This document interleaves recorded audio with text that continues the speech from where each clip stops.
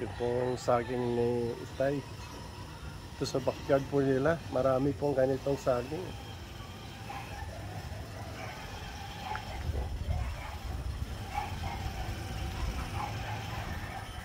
Kailangan po talaga na tukuran kasi ay mabigat. You know? Kaya nilalagyan po nila ng kawayan. So, pagdating po namin dito ay 3 po yung tinabas po namin. Kaya mahirap pagka ganito na yung kalaki. Kaya kailangan mo tukuran kasi matutumba. Saka hindi talagang mahinom sa puno.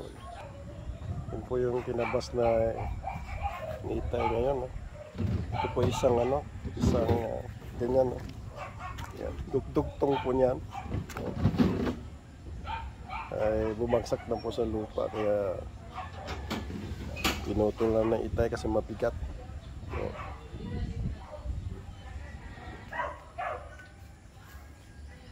Ito naman ay paminta. Yan. Marami po silang tanim dito na paminta. Yan. Tumutubo lang basta yasak. Yun po yung tumutubo sa mga kahoy.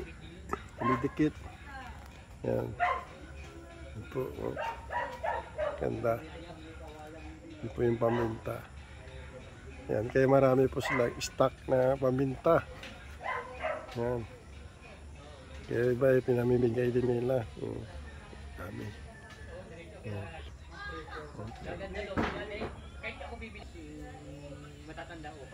Ito po ay mahogany. Ito po ay 20 years na daw ito. Ito yung mga puno na pinutol po nila dahil po ay sa bagyo. Bumagsak.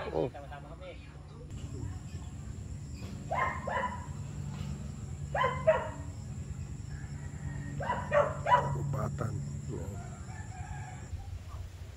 Saka alis na po kami.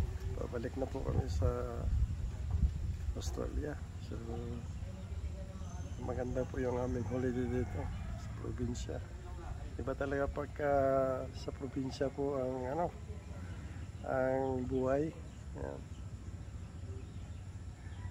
Maski po ay medyo mahirap konti pero masaya po ang buhay sa probinsya. So, see you next time again. At salamat po sa panonood po ninyo sa ating konting kasiyahan na vlog. Sana po ay magugustuhan po ninyo at mag-subscribe po kayo. Salamat po. Kay Lodo Sam po ito. Bye.